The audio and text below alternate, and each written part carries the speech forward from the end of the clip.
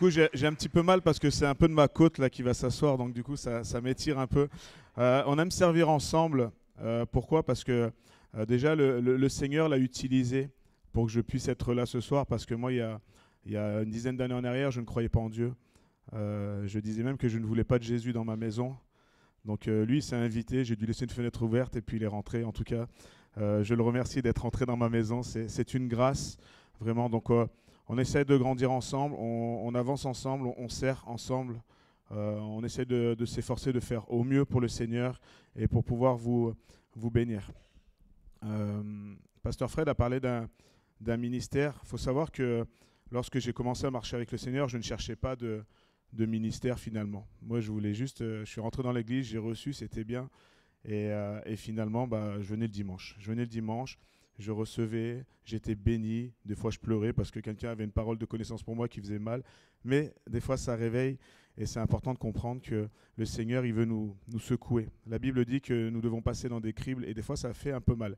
Mais pour autant, quand nous grandissons, nous avons besoin de souffrir par moments. Mais vous allez voir que le meilleur est à suivre. Cela n'empêche pas les difficultés, cela n'empêche pas les combats, pardon.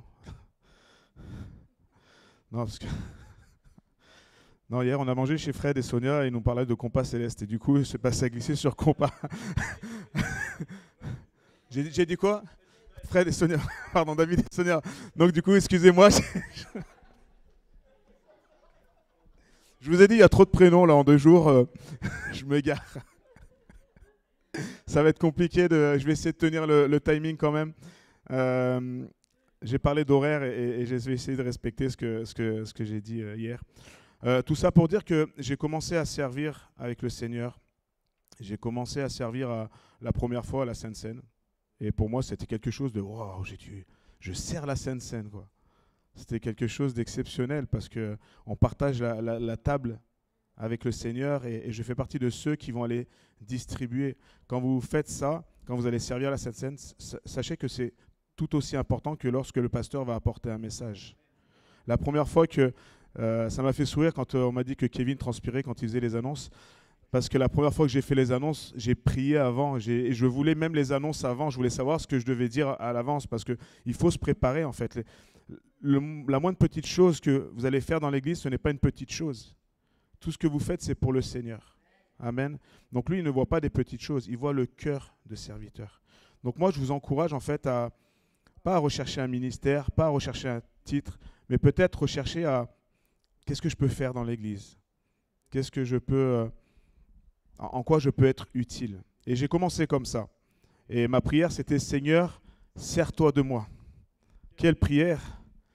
Quelle prière audacieuse, mais quelle prière aussi courageuse, quelle prière où parfois on se dit pourquoi j'ai prié ce jour-là. Sers-toi de moi. Parce avant de se servir de nous, le Seigneur, il veut nous secouer. Le Seigneur, il veut nous briser. Je suis désolé ce que je vais vous annoncer aujourd'hui, mais le Seigneur, on a besoin d'être brisé parfois pour pouvoir grandir. Et je ne vais pas vous raconter mon témoignage de, de comment j'ai rencontré le Seigneur, parce que je pense qu'il va durer un peu plus de 2 heures. Mais plutôt de quelle manière le Seigneur, en fait, m'a utilisé pour être là ce soir. Comment je suis arrivé là ce soir. Et ce soir, je dis ce soir parce qu'on fait les cultes l'après-midi chez nous. Et finalement, en fait, il y a eu un temps, je fais très court, il y a eu un temps, donc ça faisait environ 3-4 ans où j'avais rencontré le Seigneur. Et on vivait à Grenoble et mon épouse a repris ses études et du coup, on a dû déménager en Île-de-France. On a déménagé en Île-de-France, sauf que moi, je travaillais encore sur Grenoble. Je suis enseignant et le temps d'avoir une mutation, je ne sais pas s'il y en a qui sont enseignants, mais des fois, ça prend plus ou moins de temps. Et durant ce temps, j'ai commencé, en fait, quand je faisais les allers-retours avec des personnes, je faisais du blablacar. Et là, le Saint-Esprit me dit, tu as 500 kilomètres pour parler de moi. Je vous rappelle, ça fait que 3 ans que je connais le Seigneur. Je ne connais pas la Bible, ou très peu. J'ai juste les enseignements du dimanche. J'y allais aussi le mardi, le vendredi, le samedi matin. J'avais soif, je voulais comprendre, mais je n'avais pas de connaissances théologiques. Parfois, on attend d'avoir des connaissances théologiques pour pouvoir parler du Seigneur, alors que ce n'est pas nécessaire. Finalement, parlons juste de ce que le Seigneur a fait pour nous. Le Seigneur a dit, soyez mes témoins. Il n'a pas dit soyez des théologiens, n'est-ce pas?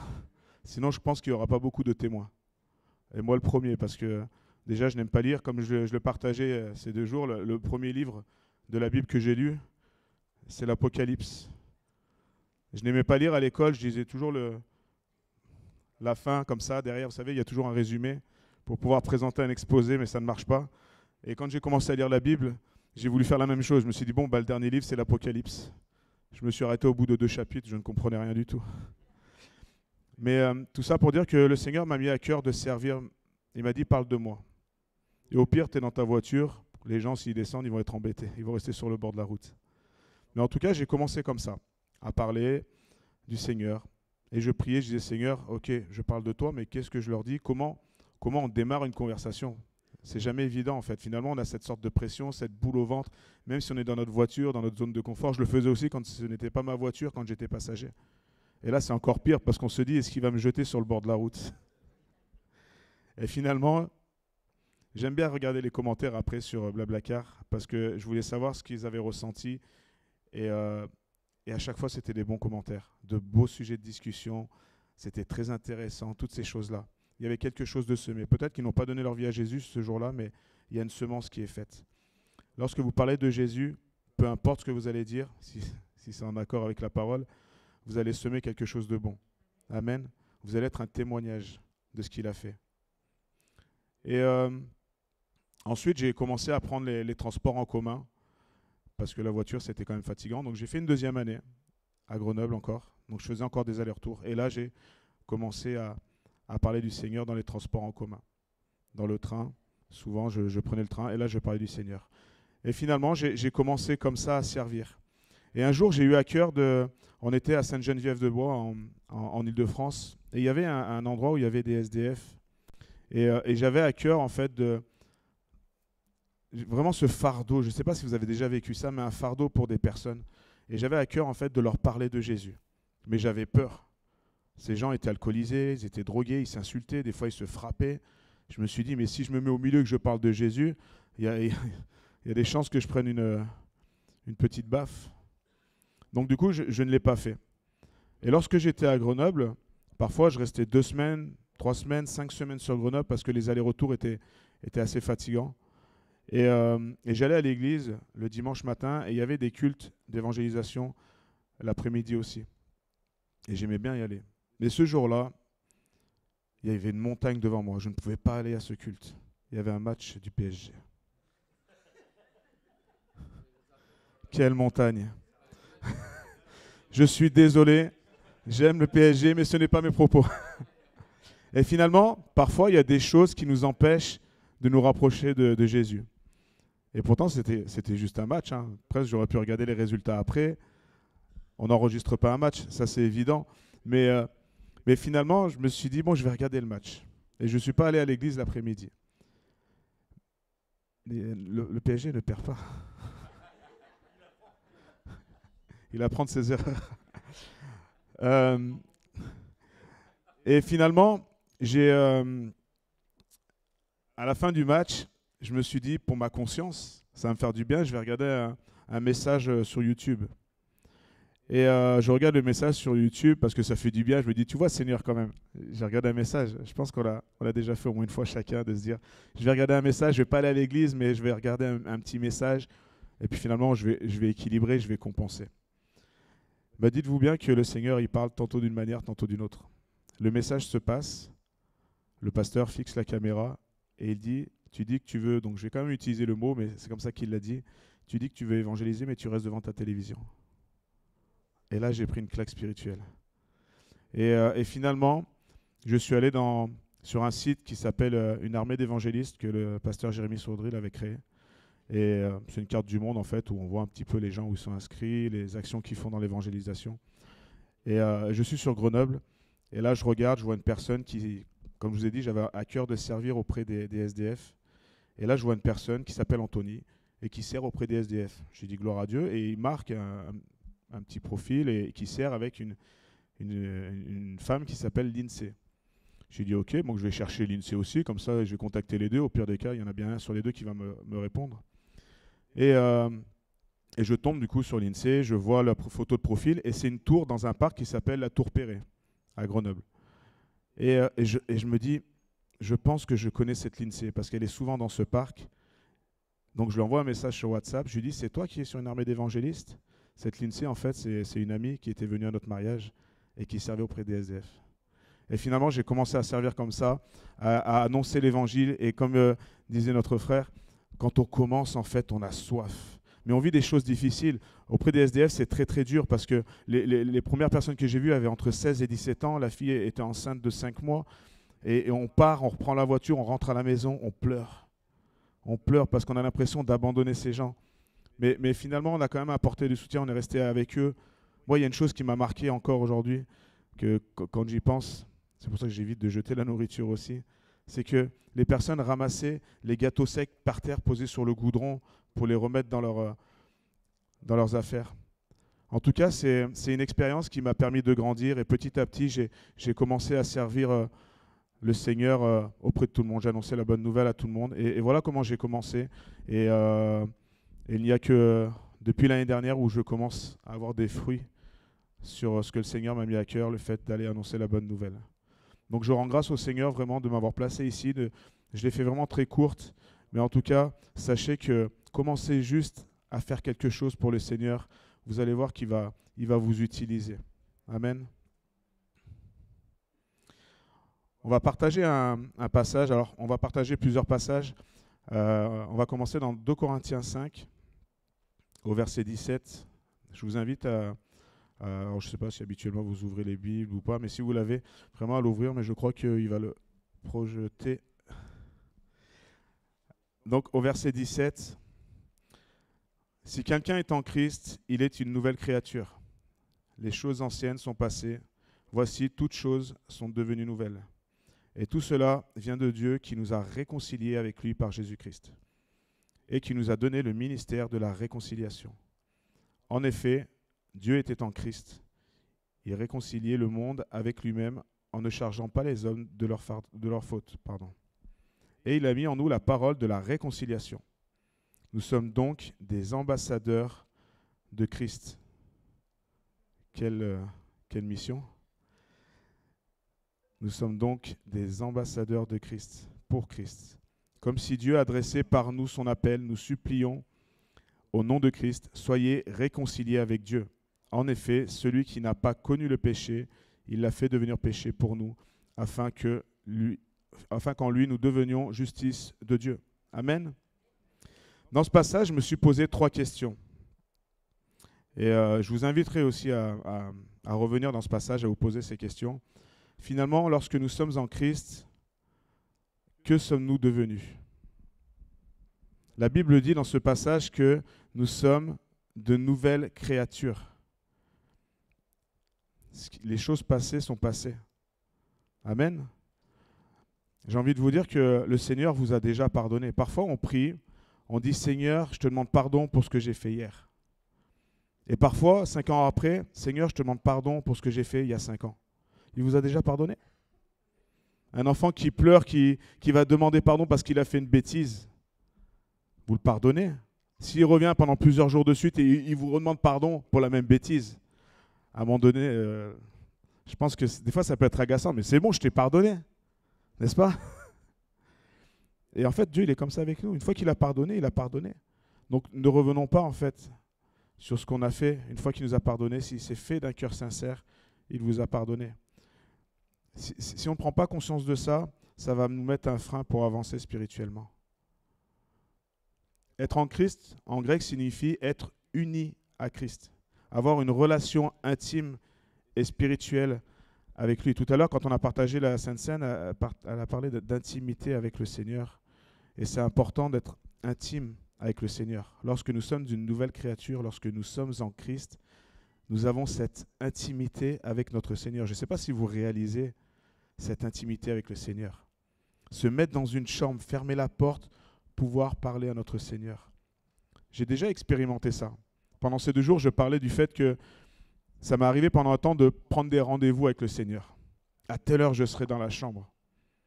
Je peux vous dire que quand vous êtes à l'heure avec votre Seigneur, vous vivez des choses exceptionnelles. Et des fois, je suis arrivé à 14h15, 14h20, alors que je lui avais dit que je serais là à 14h. Et puis finalement, je n'ai pas vécu les mêmes choses.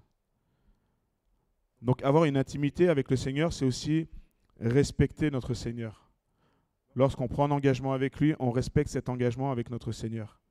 Je vais peut-être avoir des mots un petit peu aujourd'hui qui vont un petit peu secouer, mais vous allez voir que vous allez sortir peut-être fâché contre moi, je ne sais pas. Mais en tout cas, je laisse le Saint-Esprit agir dans votre cœur. Amen. Ensuite, le pasteur Fred a parlé du ministère. Quel est notre ministère? Au verset 18 et 19, on voit qu'il nous a donné le ministère de la réconciliation. Et ce travail, en fait, sert à réconcilier les hommes avec Dieu. Ce travail-là, il n'est pas donné simplement au pasteur, à l'évangéliste, il n'est pas simplement donné à celui qui fait l'accueil. Ce ministère-là, il est donné à tous, ce ministère de la réconciliation. Vous êtes tous concernés, on est tous concernés. Pour reprendre un passage de la Bible, nous sommes tous même dans le même bateau avec Jésus. Amen. Donc c'est vrai que c'est quelque chose parfois qui est difficile d'aller réconcilier les hommes avec le Père. C'est un acte qui n'est pas normal. D'aller parler dans la rue. Hier, quand je discutais avec les musulmans, juste avant de le quitter, quand il m'a demandé d'où j'étais, je lui ai dit, je suis de Paris. Il me dit, ah bon, vous faites quoi ici? Je dis, je viens vous parler du Seigneur Jésus. Il m'a dit, vous êtes descendu exprès pour parler du Seigneur? J'ai dit oui. Je dis, waouh, c'est pas normal. Peut-être qu'il a dû me prendre pour un fou, mais c'est pas grave. Parce qu'en plus, c'est le cas. Je suis fou de Dieu. Amen.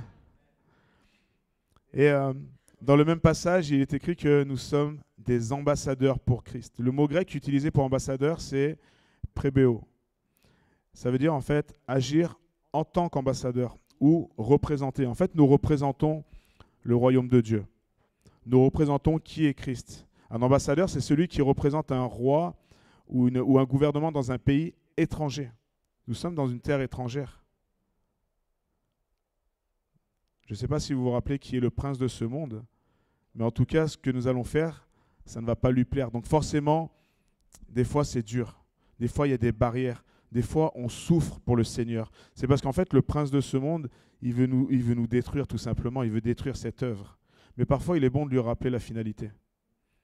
Amen. Lui dire que le seul qui va être victorieux et le seul qui a déjà vaincu la mort à la croix, c'est Jésus. Ce n'est pas l'ennemi. Amen.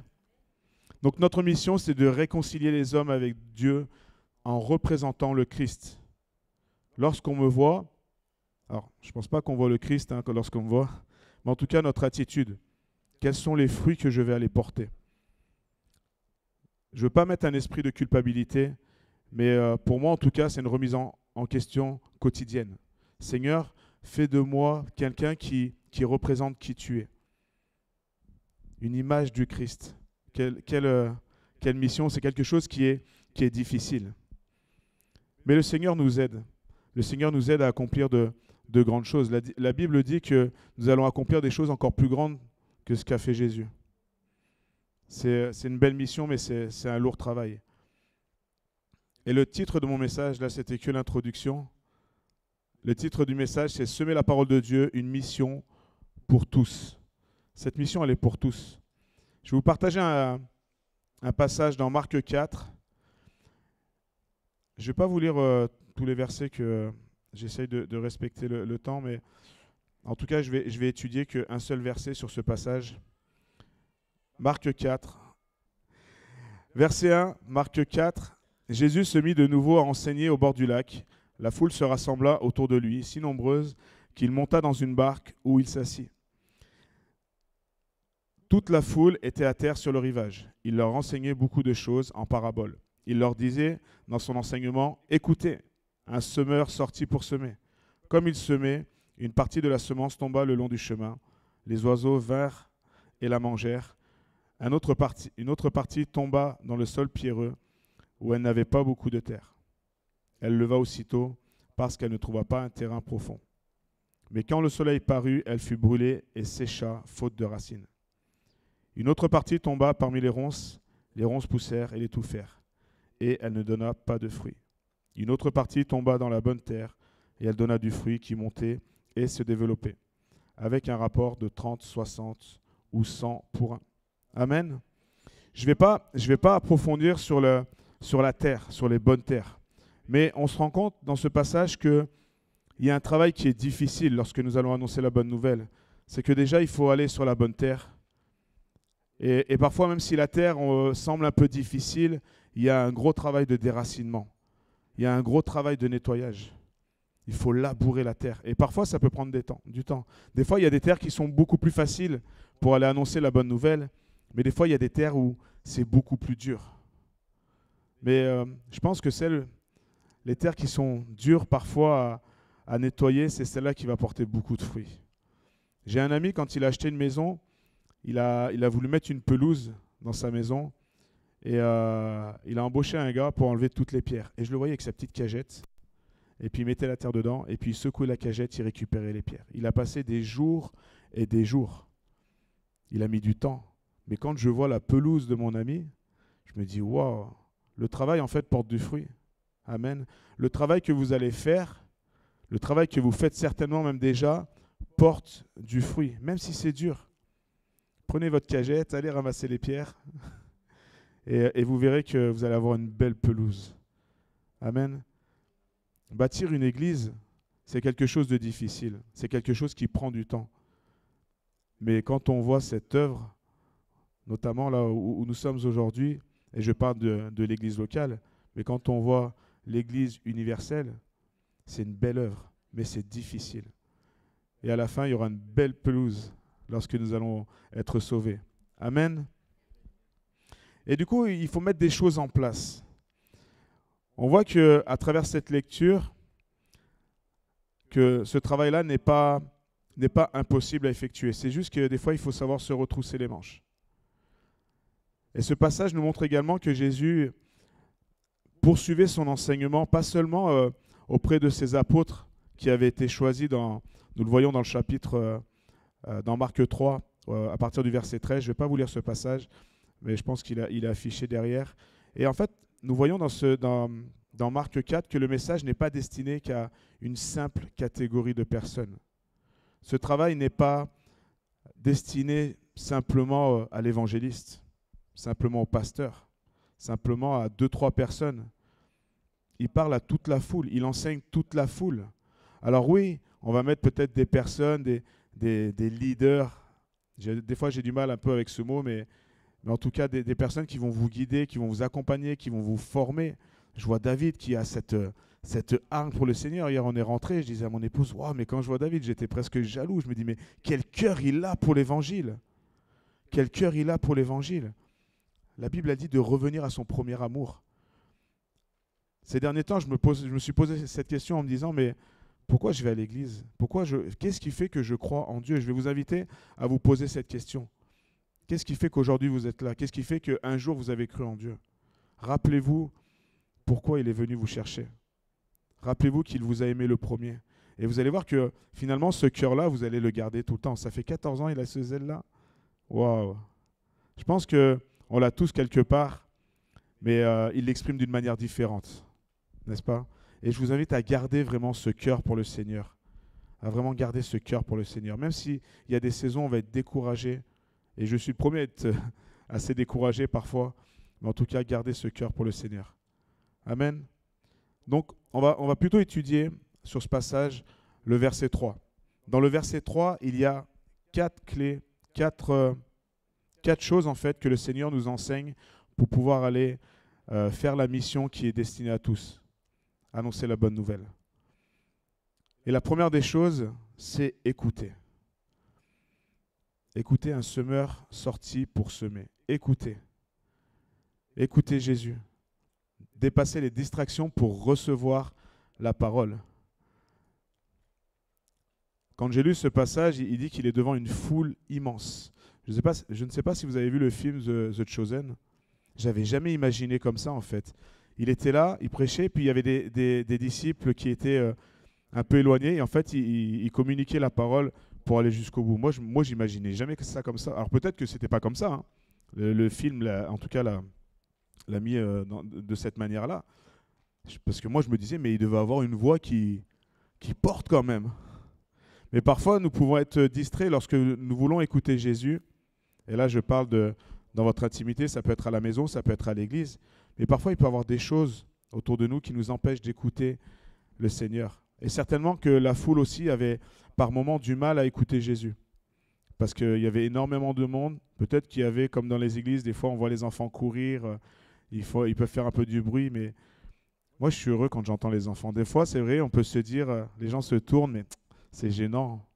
Mais moi je suis heureux. Le Seigneur a dit, laissez approcher les petits-enfants. Donc c'est vrai que le bruit peut être dérangeant, mais je veux nous inviter à rester focalisés sur le Seigneur et pas être focalisés sur les distractions qu'il peut avoir autour. Et parfois, c'est difficile. Moi, ça m'est arrivé des fois de piquer du nez pendant le culte aussi. J'ai une épouse merveilleuse qui prend beaucoup de notes. Et des fois, je lui dis, tu m'enverras les notes. Elle me dit, tu m'as pris pour ta secrétaire. Mais bon, elle m'a pris ma côte quand même. Tu peux prendre des notes. Je plaisante. Mais c'est vrai que des fois, je lui demande. Donc, Jésus insiste vraiment sur ce mot, le fait d'écouter. Moi, je suis enseignant dans un lycée hôtelier et parfois, j'ai que 12 élèves. Et parfois, c'est dur de me faire entendre. C'est dur de capter, en fait, l'attention des personnes. Et le Seigneur, en fait, il veut capter notre attention. Le Seigneur, il veut que vous soyez focalisés sur lui. Et si vous voulez accomplir son œuvre, il va falloir l'écouter. Il va falloir l'entendre. Il va falloir comprendre aussi. Il y a des choses qui peuvent déranger, comme le téléphone qui vibre, un voisin des fois qui est un peu trop agité. Mais j'ai envie de dire, ça, ce n'est rien. Ce n'est rien. Restez focalisés sur le Seigneur. Amen. Le deuxième point, c'est le fait de semer la parole. Semer la parole. Et finalement, qu'est-ce qu'un semeur? En fait, un semeur, pour moi, c'est un métier. C'est vrai, c'est un métier. Quelqu'un qui va semer, c'est un métier. J'ai recherché un peu sur Internet ce que c'était qu'un semeur. Vous allez me dire, c'est facile, c'est quelqu'un qui va semer. Mais j'ai trouvé autre chose aussi. C'est une étape qui est vraiment essentielle pour un agriculteur. Et de manière symbolique, un semeur peut désigner une personne qui diffuse des idées ou des connaissances. Vous avez des idées, vous avez des connaissances. Le Seigneur, lorsqu'il parle d'aller semer, il vous demande d'aller diffuser, d'aller apporter ce que vous avez reçu, vos connaissances. Il n'a pas dit toutes les connaissances, d'accord? À aucun moment, c'est marqué dans la Bible, apprenez la Bible par cœur, parce que de toute façon, la Bible n'est pas dans la Bible. Amen. Donc n'essayez pas. Alors c'est bien, il faut connaître la parole. Hier, je parlais de méditer la parole, bien sûr, c'est évident. Mais il ne faut pas que le fait de ne pas connaître la parole ou de ne pas connaître toute la parole vous soit un frein pour aller annoncer la bonne nouvelle. Avec des simples mots. Diffusez ce que vous avez reçu, vos connaissances. Dans la parabole du semeur, c'est Dieu qui sème la parole. Moi, je suis boulanger-pâtissier de métier, avant d'être enseignant en boulangerie-pâtisserie. Et comme le semeur, avant de semer, avant de faire le pain, pour moi, j'ai appris, j'ai travaillé, j'ai observé. Et c'est important parfois, même si vous sortez et que vous ne semez pas, d'aller accompagner des personnes qui sèment et juste d'observer. Comment on apprend? C'est le fait d'observer. C'est un métier qui est manuel. Un métier manuel, avant tout, on observe. Bien sûr qu'il y a des connaissances à avoir, c'est évident, mais il faut aussi observer. Et après, il faut pratiquer, même si on fait des erreurs. Combien de fois, en tant qu'apprenti, je me suis fait gronder par mon maître d'apprentissage. Mais ça ne m'a pas empêché de continuer. Il faut persévérer. Donc, apprendre un métier, c'est parfois difficile. Apprendre à semer, ça va être parfois difficile. Mais si vous avez ces notions-là, le fait que c'est petit à petit, observer, commencer à pratiquer. Moi, je suis convaincu que d'avoir des formations, c'est une bonne chose, mais je suis encore plus convaincu que le fait de pratiquer, c'est encore une meilleure chose. Parce que souvent, quand on apprend quand on a des formations, on est assis sur une chaise, on apprend, on reçoit, mais si on ne met jamais en pratique, ça ne sert à rien. Amen. Et ça me ramène un petit peu, si on veut, que la foi sans les œuvres est morte. Donc les enseignements sans la pratique ne servent à rien. Amen. Donc je vous invite vraiment à commencer quelque chose, peut-être observer. Moi, j'ai regardé aussi des vidéos. Je parlais d'un évangéliste, Jérémy Sourdril, qui faisait des vidéos et ça m'a beaucoup inspiré. Donc, commencez à observer. Et puis là, il y a des personnes en fait qui vous accompagnent, qui vous encouragent. Euh, ne vous sentez pas forcé de le faire, mais juste essayez. Vous allez voir qu'une fois que vous allez commencer, vous allez vivre des choses extraordinaires, des choses surprenantes. J'ai vu des malades guéris dans la rue. J'ai vu des personnes touchées, des personnes pleurer, des personnes auxquelles on prie qui donnent leur vie à Jésus. Amen. Mais des fois, ces personnes, on ne les voit pas à l'église. C'est pas grave. La première mission, ce n'est pas de remplir l'église, c'est de remplir le royaume de Dieu. Amen. Donc ne perdons pas cet objectif aussi. Parce que sinon, vous allez être rempli de frustration de ne pas voir les personnes arriver. Amen. Donc le fait de semer la parole, il faut commencer, il faut se lancer à faire quelque chose. La première fois que le pasteur m'a confié en Île-de-France le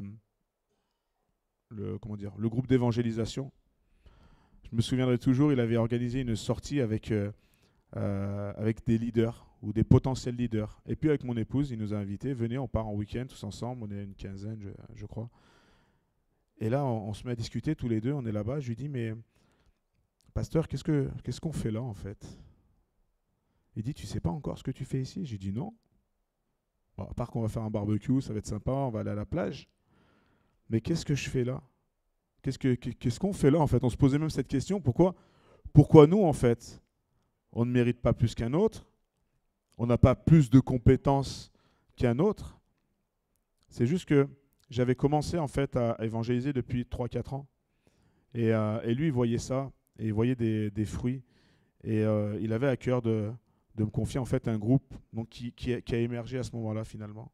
Il a dit, ne t'inquiète pas, de toute façon, je serai avec toi, avec Alan qui est récemment devenu pasteur aussi. J'ai dit, ah bah c'est cool, je vais être accompagné, c'est génial. La première sortie, j'étais tout seul. Je n'avais pas mes pasteurs avec moi. J'ai bien compris qu'ils voulaient juste m'encourager. On est là avec toi dans la prière, maintenant. Donc oui, il y avait quelques personnes avec moi. Et on a commencé, on était 3-4. Et maintenant, je crois allez, on va dire, on a un noyau dur d'une douzaine. Et parfois un peu plus. Et chaque année, il y a une personne qui arrive, qui a à cœur. Des fois, ils repartent, ils reviennent. Mais en tout cas, ce noyau, il est encore là. Si vous avez un noyau, peu importe la taille du noyau, vous savez, chaque fruit a un noyau différent. Et le fruit, il est bon. N'est-ce pas? Donc en fonction du noyau, s'il est petit, s'il est grand, peu importe, continuez à travailler pour le Seigneur. Continuez. Peut-être vous allez être 2 pendant des mois. Continuez, persévérez. La Bible nous rappelle qu'à un moment donné, il y aura une multiplication. Donc moi, je crois qu'il y aura une multiplication dans cette œuvre-là. Amen. Et finalement, je n'étais pas sûr de mes capacités, j'avais peur en fait. Et finalement, le fait d'avoir commencé quelque chose, ça m'a mis petit à petit en confiance et j'ai aimé le faire. Et comme je vous dis, je n'avais pas plus de connaissances que quelqu'un d'autre. Donc n'attendez pas d'avoir plus de connaissances, n'attendez pas d'être meilleur. Souvent, on attend d'être, entre guillemets, parfait pour le Seigneur, mais si vous attendez ça, vous n'allez jamais rien faire parce qu'on ne sera jamais parfait. Amen. Donc le troisième point, c'est le fait de sortir. D'accord? Donc, le premier point, vous vous rappelez? Écoutez. Ensuite, semer, donc apprendre un métier quelque part. Hein. Donc on apprend à semer et après sortir. Nous sommes une église en mission. Nous sommes une église en mission. Mais la mission, elle ne va pas rester dans les murs. Je ne suis pas sûr que Amazon, j'ai rien contre Amazon, mais je pense à Amazon maintenant. Je ne suis pas sûr que Amazon serait devenu cet Amazon-là aujourd'hui si le fondateur ne serait jamais sorti livrer des colis, les premiers colis qu'il a fait. Je crois que de mémoire, j'avais appris qu'il était avec son épouse dans la voiture et ils allaient livrer des livres au tout début. C'est eux qui livraient, ils faisaient des colis et ils allaient livrer des livres. Ils ont commencé comme ça tous les deux. Ils n'étaient que 2. Et quand on voit la machine que c'est aujourd'hui, donc il faut sortir de sa zone de confort. Il faut sortir de la barque en fait. C'est mieux que la zone de confort. sortir de la barque. Pendant ces 2 jours, je parlais du fait de parfois juste changer de chaise à l'église, c'est compliqué. Ça suscite des réactions. Sortir de la barque, sortir de sa zone de confort, faire quelque chose que nous n'avons pas l'habitude de faire. Le Seigneur nous demande de sortir, aller. Amen. Rappelez-vous, nous avons tous la même mission. Le fait de réconcilier. Nous sommes des ambassadeurs. Donc si un jour tu te poses la question, c'est quoi mon appel? Ton appel, c'est d'aller annoncer la bonne nouvelle. Amen. Peu importe de quelle manière tu vas le faire, quel est ton appel? Moi, pendant un moment, je dis, bon, c'est quoi mon appel?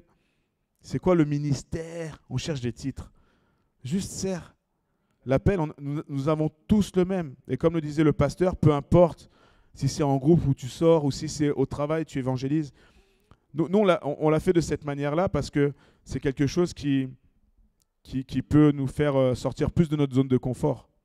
Mais il y en a, s'ils sont plus à l'aise de le faire au travail, dans les transports, continuez cette œuvre. Amen. Sortir. Cela vient du mot grec exerchomai. Et il trouve sa racine dans erchomai qui signifie venir ou aller. Exerchomai peut se traduire aussi par le fait de sortir. L'église, ce n'est pas simplement le bâtiment. Hier, quand nous sommes sortis, c'est l'église qui est sortie. Ce n'est pas le bâtiment. L'église est sortie. Il y avait de la louange. C'était encore. Moi, je vous encourage à continuer de la même manière. La louange, ça me donne envie. Je vais parler à la louange aussi à Ivry. On va sortir avec la louange. La louange, c'était incroyable.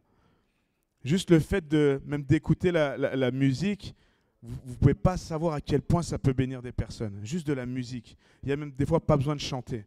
Juste de la musique. À partir du moment où ça glorifie Dieu. Amen. Donc pour résumer, en fait, cette racine-là, exerchomai, c'est venir et le sens principal, c'est sortir et se diriger vers l'extérieur. Cela veut dire que le Seigneur nous demande de nous diriger vers l'extérieur. Amen.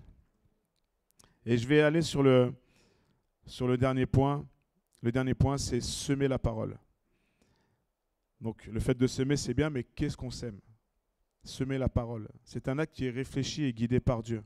N'ayez pas peur d'aller apporter la parole. La parole, comme je vous ai dit, ce n'est pas le fait de lire la Bible. On ne va pas attaquer les gens à coups de versets. Je l'ai vu, hein. Je l'ai entendu, à coups de versets, mais les gens ils vont dire, c'est bizarre quand même, c'est des fous. Non, juste témoigner avec amour, parler avec simplicité, tout simplement, et pas à coups de versets. Donc semer la parole, ça ne veut pas dire citer tous les versets. C'est juste dire, avec simplicité, il y a cet homme Jésus qui a donné sa vie à la croix, qui est mort, qui a souffert. Même encore à la croix, les gens se moquaient de lui. Vous croyez que ça lui a fait plaisir? Il savait pourtant ce qui allait se passer. Il aurait pu partir, il est Dieu. Il aurait pu, mais il l'a fait parce qu'il nous a aimés. Et il nous aime encore. Et la bonne nouvelle, c'est juste de dire aux gens, tu sais que Jésus t'aime. Mais tu sais que derrière, il y a encore mieux que l'amour de Dieu, c'est que derrière, par son amour, grâce à son amour, il y a un plan parfait. Et ce plan-là, c'est le salut. Et ça, il faut juste simplement savoir expliquer. C'est quoi le salut? Les gens pensent que la vie éternelle, c'est que le paradis. C'est beau, hein, ça serait bien. Et puis si je ne vais pas au paradis, il ne se passe plus rien. J'ai déjà entendu ça dans la rue. Moi, une fois que je suis mort de toute façon. Je dis, mais il n'y a rien après? Non. Non. Il y a 2 chemins. La vie éternelle, elle existe. Il y a celui du paradis comme chemin et celui de l'enfer. Et moi, je préfère être heureux éternellement que souffrir éternellement. Et c'est important que... Alors, bien sûr, on ne va pas aller dans la rue, repens-toi. Je pense qu'il ne faut pas être violent non plus. Ça peut venir après, mais allons-y tranquillement. OK? Donc, allons semer, mais pas n'importe comment, et vraiment nous appuyer et faire confiance au Saint-Esprit. Il n'y a que lui, en fait, c'est le meilleur des évangélistes. C'est ce que je partageais durant ces 2 jours. Des fois, on se met la pression. Je ne suis pas capable de le faire. Qu'est-ce que je vais dire? Je peux vous dire qu'il y a eu des fois, je me suis surpris de dire des choses que je ne me souvenais même pas dans la Bible, en fait. Mais à ce moment-là, c'est le Saint-Esprit qui a parlé. Et quand le Saint-Esprit prend la place, vous annoncez avec force, avec puissance. Une fois, je parlais à un monsieur, à un musulman, et il m'a dit, mais ça me touche de quelle manière, avec quelle assurance tu me parles de ton Jésus. Avec quelle assurance. Mais cette assurance, je peux vous dire que ce n'était pas moi qui l'avais, c'est Dieu qui m'a donné cette assurance. Donc n'ayez pas peur, vous n'êtes pas incapable. Dieu nous qualifie, tout à l'heure la sœur l'a dit, Dieu nous qualifie. Amen. Donc avant de semer, il est crucial de demander la direction de Dieu. Où dois-je aller? Avec qui aller aussi, c'est important. On forme des binômes. Avec quel outil? J'ai toujours un peu des flyers, des évangiles, une Bible. Récemment, j'ai offert une Bible à une personne. J'avais une Bible et je disais au frère qui était avec moi, j'ai dit, on est sur la fin de l'évangélisation, j'aimerais bien offrir cette Bible à quelqu'un. Et là, je vois une jeune fille avec sa maman, elle me regarde, elle me dit, waouh, c'est une Bible?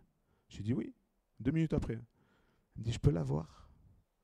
Mais qu'est-ce que j'étais heureux.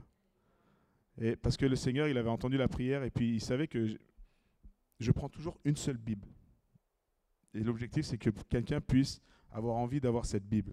On ne va pas distribuer comme ça, mais il faut aussi demander aux personnes. On ne force pas l'évangile. Attention, on ne force pas l'évangile. Quelles sont mes disponibilités? Ça s'organise aussi. Il faut se préparer, il faut prier avant. On organise une équipe. Comme disait, j'ai bien aimé, David disait, on va s'entraîner. C'est génial. On va aller s'entraîner. Je l'ai imaginé en train de faire la mêlée avec la Bible au milieu, en train de lire. On va s'entraîner. Donc c'est vrai qu'il y a plein de questions qu'on pourrait se poser. Comment je dois faire? Posez-vous ces questions, c'est important.